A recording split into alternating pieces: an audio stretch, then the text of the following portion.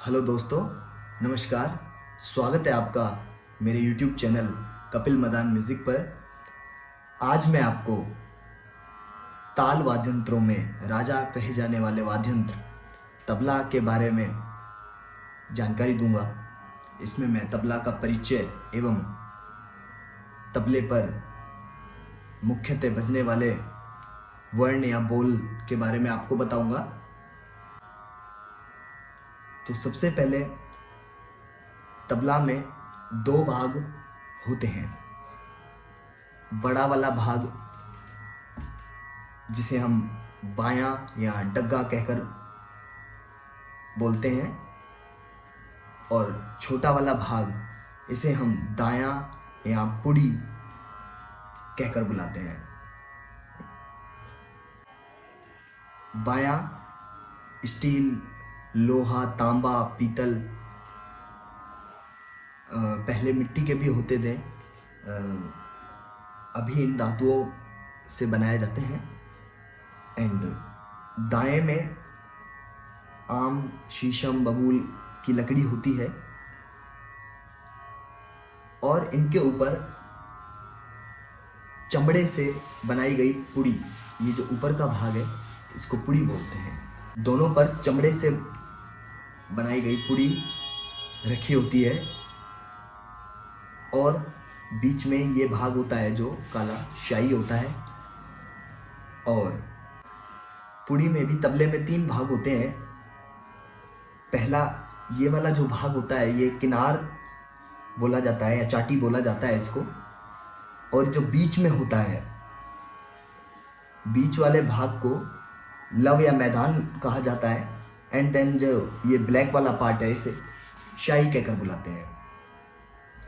और ये जो साइड वाला भाग होता है ये गजरा होता है और पुड़ी बद्दी के माध्यम से कसी हुई होती है और इसमें गट्टे लगाए जाते हैं जो चढ़ाने के काम आते हैं, तबला को ट्यून करने के काम आते हैं।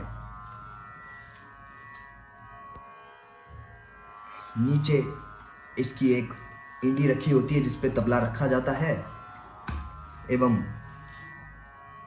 नीचे एक गुडरी होती है जिसमें तबले को बांधा जाता है। इस तरह से ये तबले के भाग हैं। और इसमें आगे हम चलेंगे, तबले के मुख्यतः बजने वाले जो सिंगल सिंगल बोल हैं उसके बारे में जानकारी लेंगे। इसको मैं मेरी भाषा में तबले की ABCD भी कह सकता हूँ, बिकॉज ABCD होगी तो ही हम आगे स्पेलिंग बना पाएंगे और सेंटेंस लिख पाएंगे।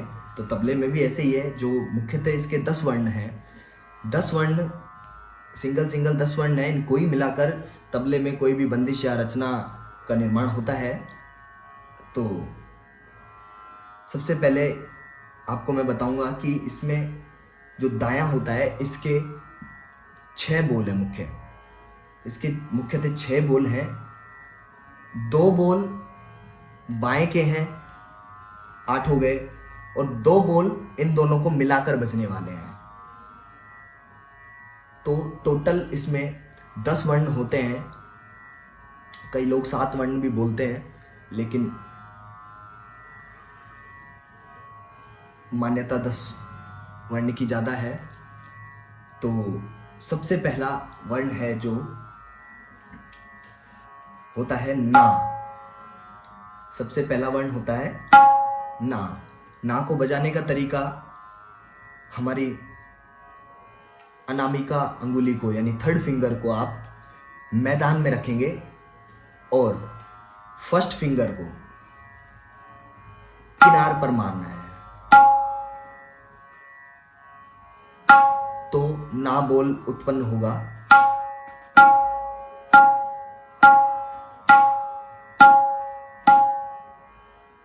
सेकंड एंड लिटिल फिंगर ऊपर रहेंगे। थर्ड फिंगर को मैदान में रखकर फर्स्ट फिंगर से किनार पर मारने से ना बोल उत्पन्न होगा।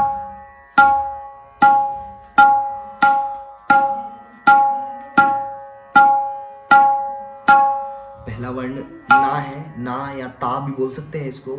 दूसरा वर्ण तिन है।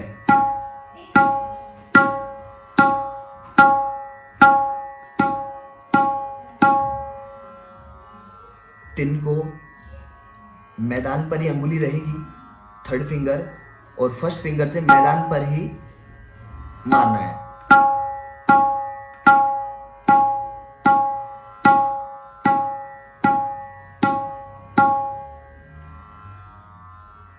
तीसरा वर्ण दिन है, जो चारों अंगुली पैक करके और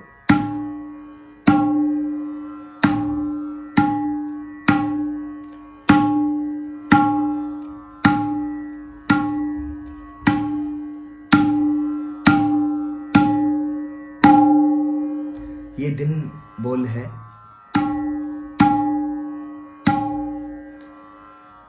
चौथा बोल ते, चौथा बोल ते है। दोनों फिंगर से शाई पर मारने से ते बोल बजेगा। पांचवा बोल तुन है। फर्स्ट फिंगर से खुला शाई पर मारने पर तुन बोल बजेगा।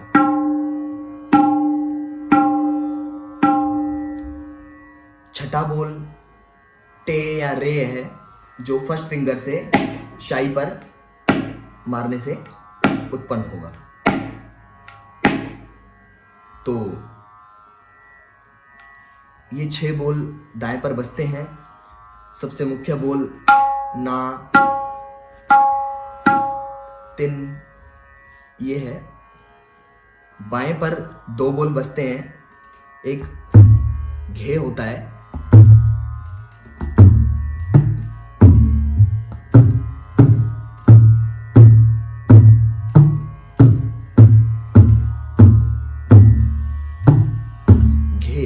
घे होता है। वैसे मुख्यतः सेकंड फिंगर से बजता है, परंतु सेकंड एंड थर्ड फिंगर दोनों के प्रेशर से बजाया जाए तो, क्योंकि बेस का काम करता है, तो अच्छा बोल निकलता है।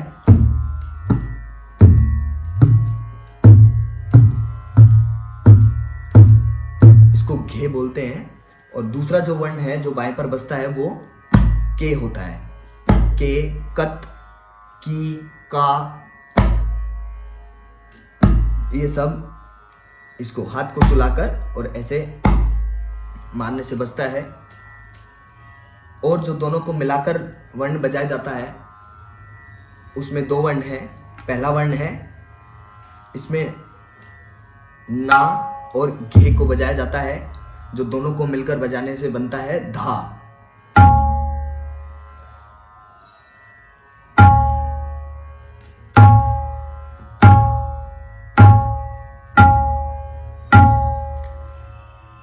इसमें ना और घे दोनों को एक साथ बजाया जाता है। दूसरा वर्ण धिन है, जिसमें तिन और घे को एक साथ बजाया जाता है।